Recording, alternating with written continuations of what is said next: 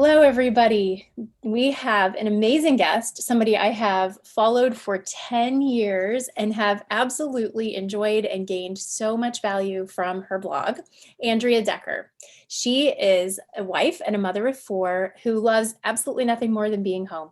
She's passionate about creating a peaceful home, pursuing a simpler life, and encouraging women in all stages of life to live more intentionally. And I guarantee you she really does all of that well. So Andrea, thank you for being here with us. Thanks for having me. Yeah. So we would absolutely love to have you tell the audience more about how you became interested in organizing and just some about your backstory before we launch into more about what you do currently. So tell us about you. I think I didn't even realize that I was necessarily interested in organizing because it was so natural for me from the time I was a very young child, even just with my own closet and with my own toys. And even in elementary school, I would have very structured routines to my day. And my mom knew that, like, if something was off, she would need to warn me ahead of time because I really liked the order and the routine and I just thrived on that. And so it's just always kind of how I've been.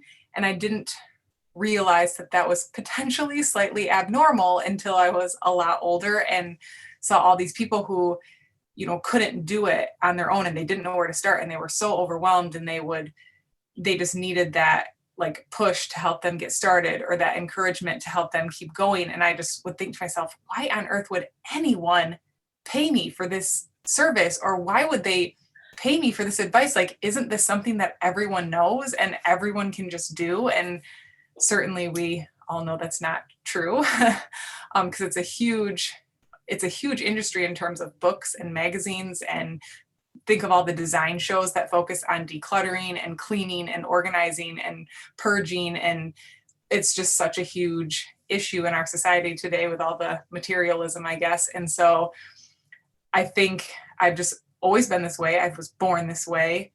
And I have grown into it as I've gotten older and figured out a way to really break it down and simplify it in a way that I can easily share it with a larger audience and it makes sense for like people in different stages of life. Absolutely. So what I really want to tell the audience is that the way that you break this down in your blog is so beautiful.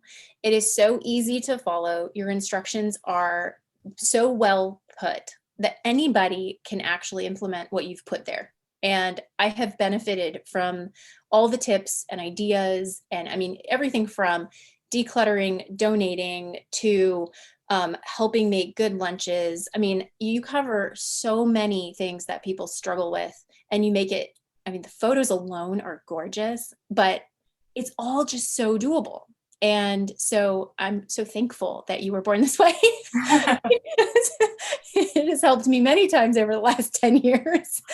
And I'm sure is going to benefit our audience quite significantly once they head to your blog, because you just do such a good job. So as you got older and you got married, you were telling us a little bit about your story and how the blog became.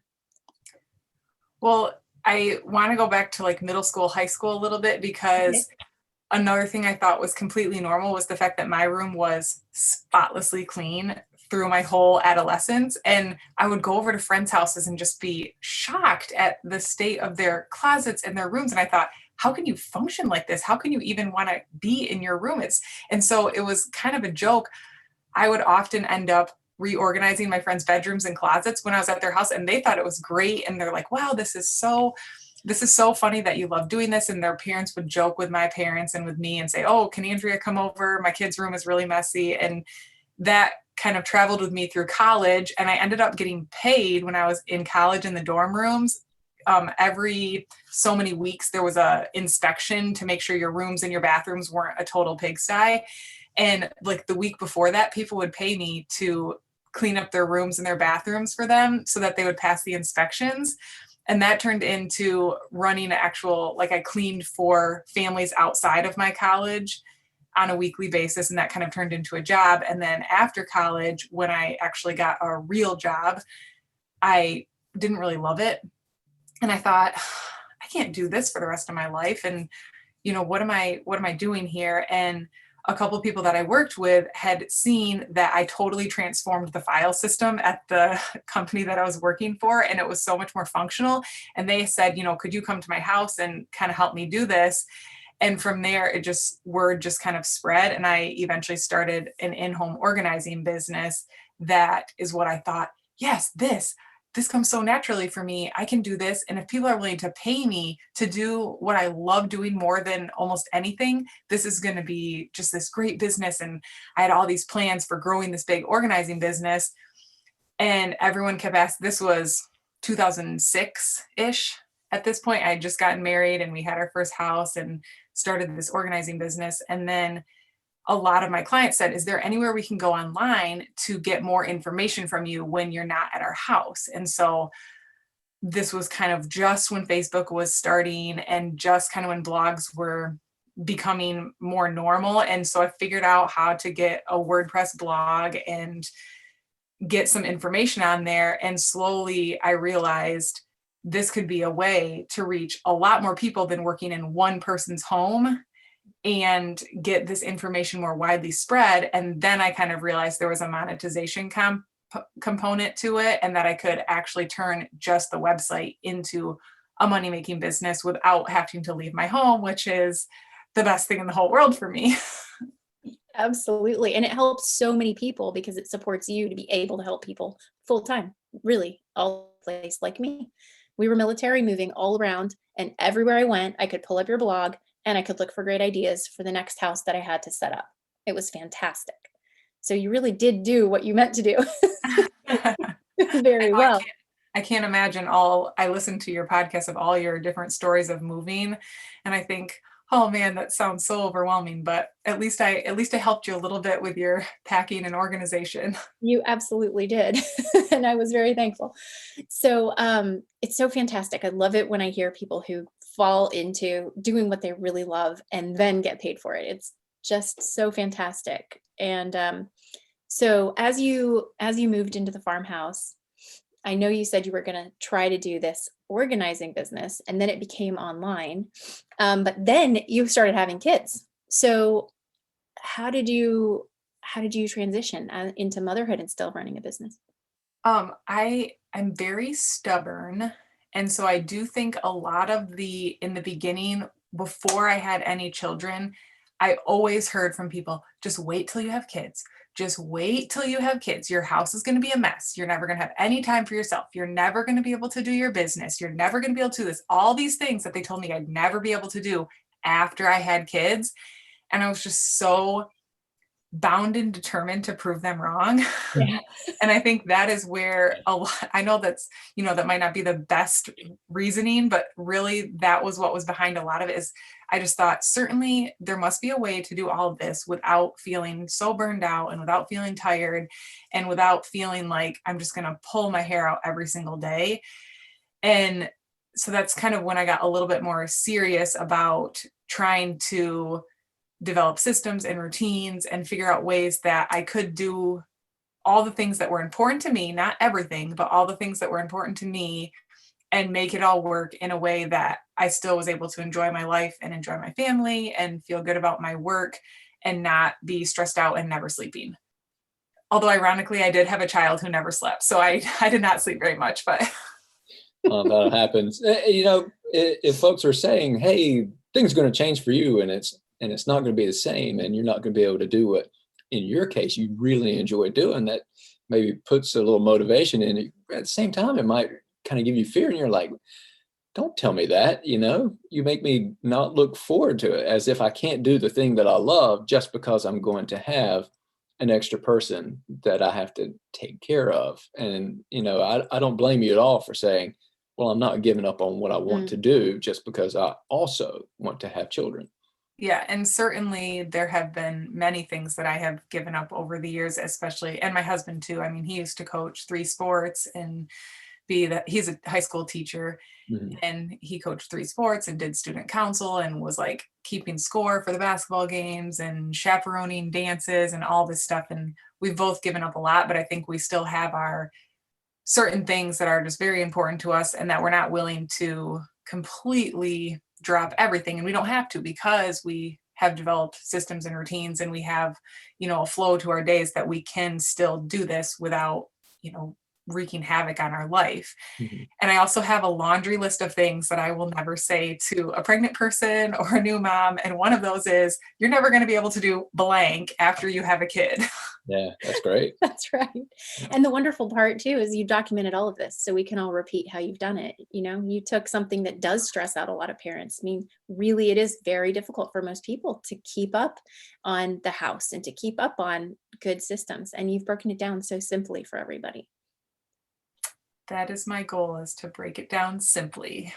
Yep, you have. So, well, what would you say is probably your very favorite system that you would want other parents to maybe try out in their homes? A favorite, that's going to be tough. I would say, well, my kids are young. I would say a solid bedtime routine is like the number one sanity saving system for our family. I think just as parents, I mean, Dave's a teacher, so he always has grading and lesson planning to do in the evenings. And that's a lot of time when I would do my writing was in the evenings, because he was grading and I was writing and the kids were sleeping, and that worked out so well. But I think even just for the kids to have that routine, and this is how we go to bed, and we go to bed early and we stay in our beds until a certain time in the morning. It is still sanity saving for the entire family. And it just makes the evenings so much more restful.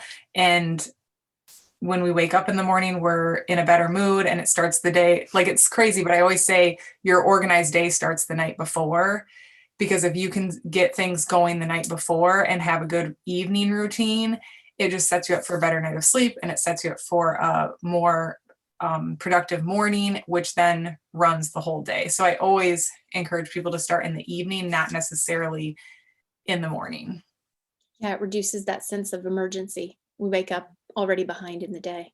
And I think in the evening, it's a lot easier to say, okay, I'm just going to do these few things that are prepping me for the morning, where in the morning, it's a lot easier just to hit snooze and say, I'll do those things later. Absolutely. Yeah.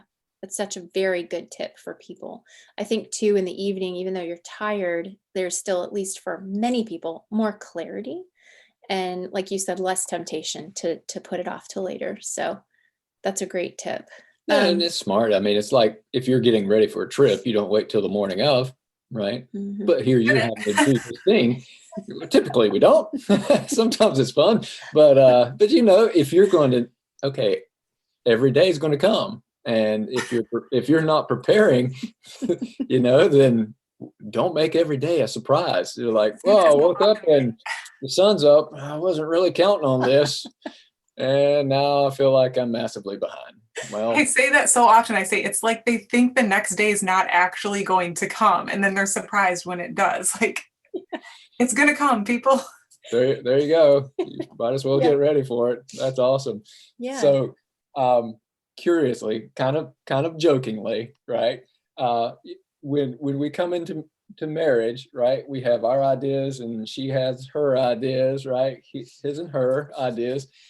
Just curious if your husband was the same level of detail and planning and of the organizational mindset that you were at the time when you were coming out of college and that first job and whatnot.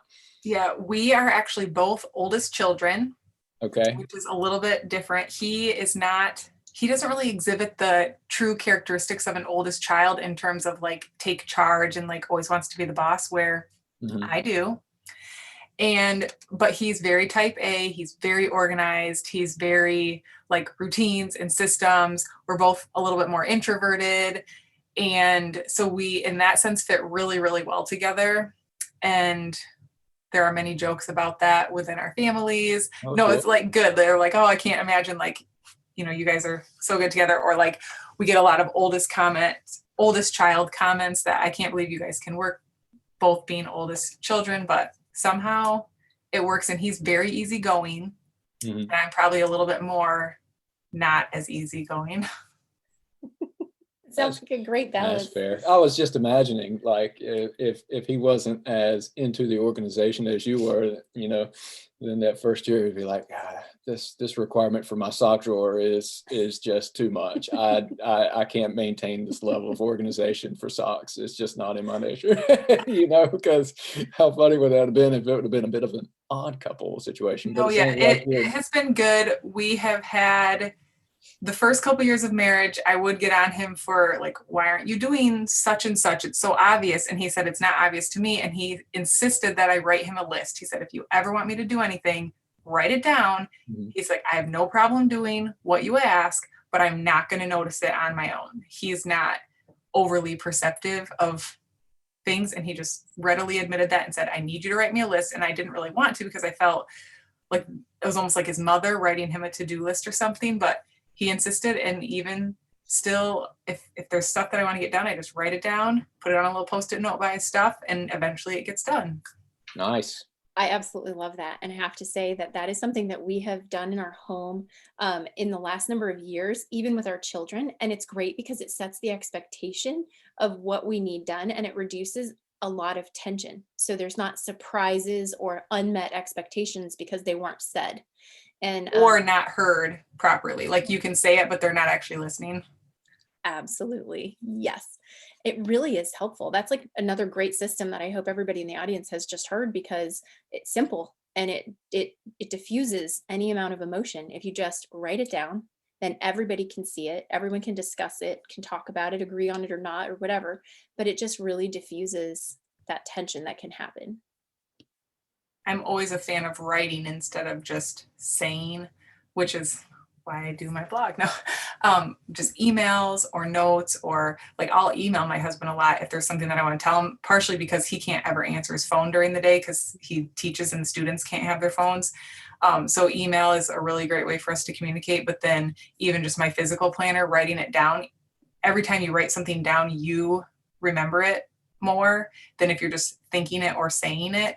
And so even just for my own self, writing things down has been helpful. And then, now that a couple of my kids can read, writing notes to them instead of just saying it, that they're reading it, and they can come back and read it if they forgot. So they don't have that excuse of, oh, I didn't hear you, or, oh, I forgot, or I didn't know you were talking to me. When there's a note that says their name on it and exactly what it is, they don't have that excuse anymore. That's right. Absolutely. And it really makes the parent not have to be the bad guy anymore. Because if they don't do what's on their list, or in our home, we use charts. Each child has a specific one for their day. And because we homeschool, that's also extra important for us, because we have certain things that must be accomplished every day. And it's great because, just like you said, they can't say, oh, I didn't. And when we throw in those extra jobs, we actually will sometimes make it really fun for them. Like our littler boys, for example, were in a phase where they wanted everything to be a scroll. So I would write all their extra Saturday jobs, maybe if we had some few things that weren't on the Saturday chart, on a paper, and I would rumple it up and roll it up and then hand it to them like an old scroll. And they couldn't get enough of it. They loved it. So it was still written, and they couldn't come back and say, say, well, I didn't know. They knew. That's funny. Yeah. I don't know. I don't remember that at all. Oh, I do. We still have a few scrolls. Like they tucked in their top drawer. So when Katie told me that she was going to have you onto the show, I asked her, I said, so if you took her and you dropped her into a house that was really messy, what do you think she would say? Would she say, this is so good, and your head would like just be filled with ideas, like I can fix this and fix this and fix this? Or would it be like overload for you? Would it just, it's like, it's too low, it's too much mess, I can't deal with this? Would you lock it up?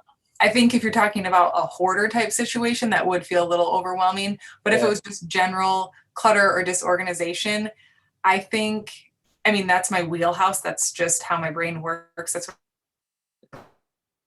I instantly see, you could move this piece of furniture and open up the walkway and it would feel so much more open, and you could swap this piece of furniture for something with storage and alleviate the cluttery mess. So that's just a lot of how my brain works. Yeah. And it's interesting to me, I would say 99% of the clients that I worked with in the past, and even in my own personal house, or even just if I go to friends after they have a baby and say, hey, you want me to help you clean anything or do whatever, and they almost always take me up on it.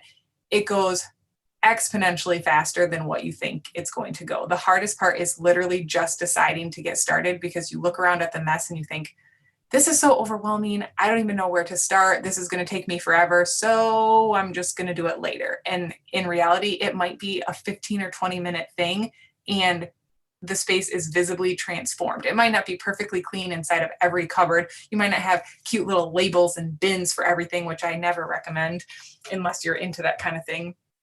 But just visibly transformed in such a short amount of time if you just make that decision to get started, even though you kind of have that overwhelmed feeling initially. Force yourself to get started and just start putting one thing away and then the next thing and then the next thing. And before you know, you're done with that space, and it's just so calm and peaceful. That's cool. That's cool. So when you said you would kind of visualize this can move here and then that opens up space, is that the kind of thing that a person can learn, or is it more artistic where you kind of have to have that innate ability to do that? Do you think? Well, I can say that I have no training whatsoever in anything to do with interior design or like architecture, nothing like that. I have zero training, and I really don't even have that much of an interest in it. My main focus is always just on like functionality of a space. And so I think a lot of times people get locked into a certain floor plan or a certain layout because maybe that's how they saw it when they bought the house, or maybe that's the traditional way of doing something, where I'm always such an advocate of making your house work for you and your current season of life. And as an example, exactly a year ago when COVID hit and all of our kids came home, and we were not planning on homeschooling them. And my husband's a teacher, so he's trying to do his virtual learning from home. And we have 3 kids that were all doing completely different stuff that I had really no control over. I was just at the mercy of the teachers telling me what to do. All of a sudden I realized we need a bigger table. We need more space to like sit and spread out homework.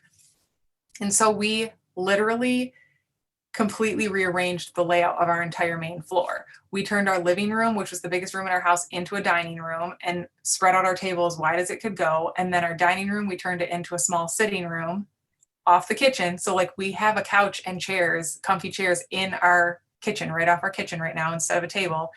And we moved our master bedroom and created a den, and just in a couple days time moved all this furniture around. And it's still that way a year later because we loved it so much. That is amazing. And you really, it's amazing how things we don't expect can transform us into something we actually love that we never would have thought of otherwise. Yeah. And it was just because we all of a sudden had this need of, we need way, because our dining area was very small before, and we just needed way more space to be able to spread out. And we didn't need that big of a living room. And so now we have a den and a small living room and a huge dining room. And we've rearranged our kids' bedrooms so many times based on like which kids need to wake up early for school, which kids can sleep in, which kids sleep better through the night, which ones can share a bedroom, which ones can't share a bedroom. We've just constantly for the last 9 years been, as we've renovated our house and as our kids have gotten older and as we've added more children and as our needs change, we just tweak the different spaces in our house. And we don't realize it anymore, but people will come over and, you have a couch in your kitchen. Oh yeah, we do have a couch in our kitchen because that's what works for us right now. That's a win. And the kids can hang out while I'm cooking, and they sit and, it's really nice. That is fantastic. We actually did a similar thing when we first moved in, and they had a dining room in this house that had carpet and a chandelier, and we didn't need that space. So we put our piano and some bookcases and some reading chairs in there, and because we homeschool, made it a really nice reading room. So it does make more sense. You touched on something that I would love for everybody to get to hear about. You mentioned basically decision fatigue, that really what blocks people a lot of the time is decision making. Do you have any tips from when you've helped other people that could help people in their homes when they're like, oh my gosh, I really do think it's just decision making that I'm fighting. It's not really all this hard. Something that they could, use to get over that? This is a little deja vu for me because I literally just wrote a blog post and did a video for 2 weeks from now. And I did it yesterday on this exact topic. So I was like, how did you know that I talked about it? Good timing, because I had no idea, but I'll be reading this blog since I love your blog anyway. There you go, everybody. Look out for that one. Yes. I think with decision fatigue, it is a result of not having those systems in place, because there are so many decisions that you will not have to make once you have routines and systems. For example, I hate meal planning, but I force myself to do it every single week because that's like 21 fewer decisions I need to make every week, because I make a hot breakfast every morning, and then that's planning the breakfast, and if I need to pack lunches, or are they eating hot lunch, and then I need to plan the dinner, and it's just all those decisions. And then what are we going to eat? Are we having people over at all? Do we need to make more food? Do I need groceries? I just plan that all at one time, make my grocery list, and then that's 0 extra decisions for the rest of the week. Or we always run our dishwasher every single night after dinner, whether it's completely jammed full or only half full, because then we end the day, clean it out, and we start the day with a completely clean dishwasher ready to go, and we don't have to worry about that. Mm-hmm. Or I always do laundry on certain days. And I know that sounds so old fashioned, and I resisted it for a long time because I thought this is so 1950s or something, but I do laundry on Tuesday mornings and Friday evenings. And I don't think about laundry ever for the rest of the week, except those times. And if the kids don't put what they need in the laundry, then it doesn't get washed until the next time. And the kids know.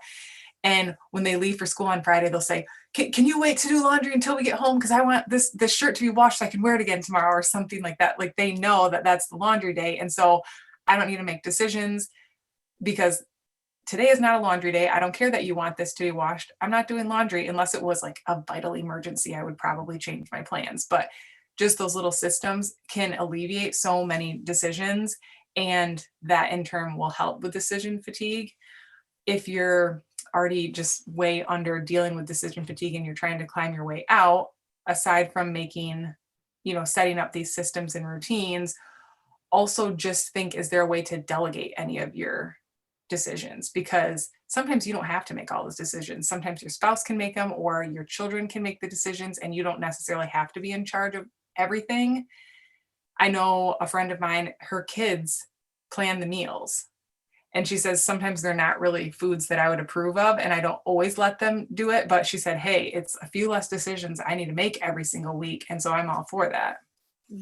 We actually do a lot of that here too. And I love it that you mentioned that, because I think it's such an important piece for kids to grow up with a good sense of self-confidence and independence, because then they're not learning as much the hard way when they're taking on new stages of life, like leaving for college and not knowing how to do any cooking or any laundry. Instead, that's already old hat for them. They know how, they have a plan, they understand it, and then they can focus better on school or whatever their new life stage is. And right when all the COVID shutdown happened, I got really sick, really sick. We don't even exactly know with what, but I was down for the count for a while.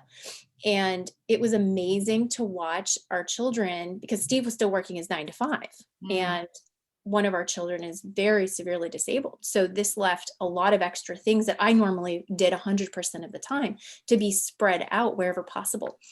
And it was amazing to watch our children step in with this sense of pride. And I was able to talk to them and say, well, what things can you do? What do you think only I can do? Only mom can do? What jobs?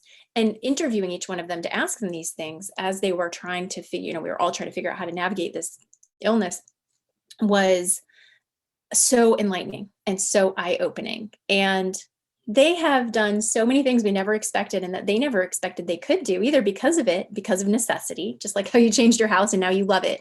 And our kids are doing things that we all never expected, and they love it, all because of necessity. And it's beautiful when you let your kids step in and to reduce the decision making. Absolutely. Because that is such a difficult piece for a lot of people.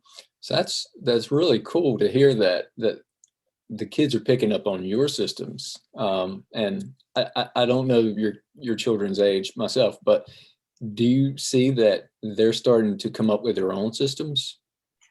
My oldest daughter is 9, and she definitely has her way of doing things. And so their bedroom actually has 2 closets in it. So she gets her own closet, and she has it set up just how she wants it. And we have like hooks in one area and shelves in one area and hanging stuff. And then she has a certain spot for her craft stuff, and she has everything just how she wants it.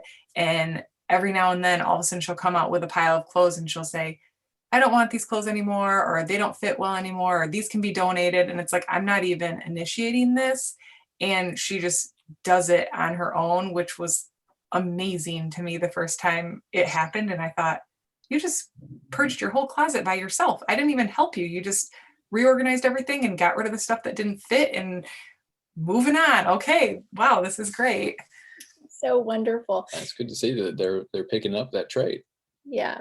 And I think it has, decluttering in our house is not something negative at all. It's not this like, oh, we have to spend all day and get rid of the toys that we like. It's just, okay, that's not your favorite toy anymore. We can gladly just pass it along and you'll have a birthday again and get something else later that you might like more. And they fairly willingly declutter their own things. Sometimes I might have to say, okay, go through your closet, and if there's anything that doesn't fit, put it in a pile and we'll bring it to the donation center. But sometimes they just do it on their own. And it's never, in my opinion, it's never viewed as a negative thing or something that we dread or something that I have to force them to do.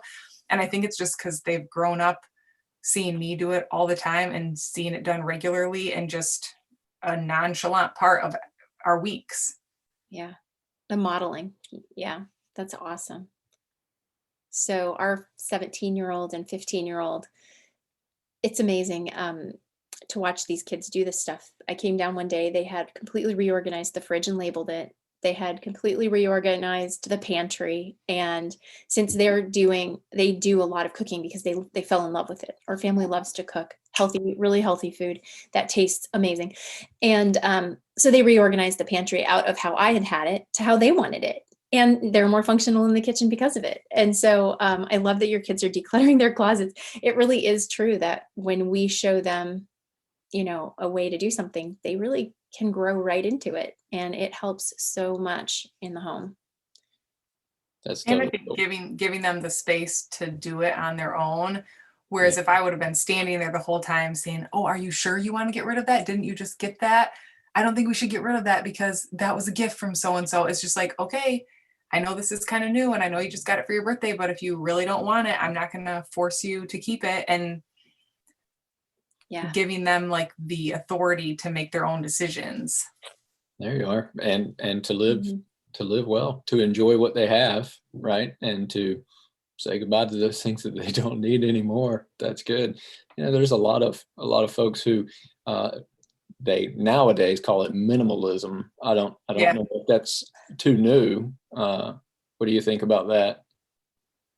I always say I'm not even close to a minimalist, but if I had to pick, I would choose minimalism over hoarding any day of the week. But no, I think true minimalism isn't really my style in terms of the very plain countertops. I do love white, but I really like stuff. So I like to have picture frames of all special times, and I like to have shelves full of books and different things that like grandparents have given us, or different things that we've gotten through the years, or different primitive type antique things that I enjoy, but they serve a purpose for me in terms of my enjoyment, maybe not in terms of like the function of our home. But so in that sense, I'm not a minimalist, but I can get on board with looking at Pinterest boards of minimalist houses every now and then. They are inspiring and at least refreshing. I know. I do think it is a little bit, it can offer an overwhelming perspective of organization to people who are very cluttery and they think, oh my, I have to get all the way to this, 10 items in my clothes, or only wear 30 items for the whole month, or have nothing on my countertops. And I don't think it's super realistic for the average person to live like that. So I do hope that I offer a much more realistic portrayal of what a organized home can be like, with 4 kids living in it and still functioning. And there's messes and there's toys and there's blankets and pillows all over the place, and then it takes 10 minutes to pick everything up and put it all back because we have our systems and we have our routines. But during the day we live in our house and it's not this sterile museum. Yeah, I think that's a really, really good goal for a family, because when you can reduce the stress that comes with, oh my gosh, we made such a mess that we can't clean it up, I don't ever want to make a mess again, it reduces the fun. And so if you can, I feel like you guys have figured out a way to maximize the fun, maximize the activities, but minimize the stress, minimize the decision making. You've really streamlined in a beautiful way that just seems to make, I don't know, you just like glow. And when people look at your blog, I know they're going to know what I mean. It's just really helpful and inspiring. And yeah, definitely can help families function better. Yeah, I think there's a lot of room for just owning less, and that is part of what minimalism is, but I think minimalism takes it a little bit too far from my personal opinion. But it's amazing how few things we actually need. And I think just even with my own wardrobe, I've never really been a fashionista or a huge amount of clothes, but I've really pared that down over the years, and it helps with the decision fatigue because I have fewer choices. And even with my kids, I just give them a certain amount of hangers, and I say, whenever these hangers are full, you need to get rid of something. And it gives them fewer choices. And so it's a lot easier to choose what to wear. And then it's easier for laundry because I have fewer clothes to wash, and it's easier for putting stuff away because there's fewer clothes to hang up, and there's more space in their closet. So it doesn't feel crowded and overwhelmed. So, all those little things kind of work together. By owning less clothing, it's easier to maintain your space, and you have fewer decisions to make. And it's just kind of this snowball effect that you can do with almost any area of your home and of your life. It just kind of builds on each other. I absolutely love what you just said. And I want to point it out. You give the kids a number of hangers, and when they're full, you tell the kids to let you know and to pick something to get rid of. That is so beautiful because that eliminates mom having to make the decision, and it even eliminates the argument over what is the kid's favorite, what do they want to get rid of and not get rid of. Everybody listen. Well, and I should mention, we have some amazing thrift stores, probably 3 really amazing thrift stores within a couple miles of our house. And they regularly have days where clothing is either buy one, get 2 free, or where all clothing is like 75 cents an item. So on those days, I'll let the kids go and they can pick out 2, 3, or 4 items that they want. And like, I don't care if they're 75 cents a piece. And so in that sense, we probably do buy clothing slightly more frequently than maybe a person who's buying it full price, because if I had to pay full price for clothing, we would probably go shopping once a year. Yeah. But every couple of months we'll go and they'll get to get a new thing. Like every season, maybe we'll go. And when it's one of those days, they'll get to pick out some new things. And so then it's up to them to get rid of some of the old things, to make room. Or sometimes they'll get clothing that they want for their birthday or whatever, and then they can go through and pick out what they want to get rid of. That is really awesome. I love that. I think I'm going to try that here. She will. I know. That's really neat. I have to go through my closet now. Thanks. Yeah, we both will be. I'm inspired to go through it again. That's funny. So, okay. We typically ask of our guests a system that you would recommend from either your family or from your area of professional expertise. But as we were talking before the show, it sounds like they're practically one and the same for you, right? So as an organizer, a person who is in love with systems for organization and that type of stuff, maybe because you've given us some already. Oh, yeah. With the bedtime routine, Really the planning good the ones. night before, and what we just talked about with the clothing and stuff. Maybe something from your experience and what you see, because I'm sure that you have helped many people in person before. Anything that you can glean from that to say, here's a system that I think would help families out there with organization in their home, in whatever category it might be. I don't know if this is considered a system, but probably the number one thing I see people struggle is playing mind games with themselves and telling themselves, this is too much work for me. I can't do this. I don't have the time to do this, and psyching themselves out before they even get started. And so again, I don't know if this is necessarily a system, but just challenge yourself to do something right now. And even if it's I'm a big timer person. I know this is kind of old fashioned, but like set a timer for 10 or 15 minutes, and either just yourself or your whole family, depending on the ages of them, race against the clock. Everyone has their own area and see what you can do in 10 or 15 minutes. And my bet is that it will be significantly more than what you thought you could do before the timer started. And you'll most likely think, oh, I'm almost done. I'm just going to quick finish up in a couple minutes and then you'll be done. Or you might say, okay, I want to stop after 15 minutes, but it's 15 minutes better than what it was before. And it's so easy to just think, I can't do this. I don't have time. And there are different personality types with the perfectionism and different, Myers-Briggs and different Enneagrams, that it is harder for them just to get started. And it is harder to start something that you maybe can't completely finish.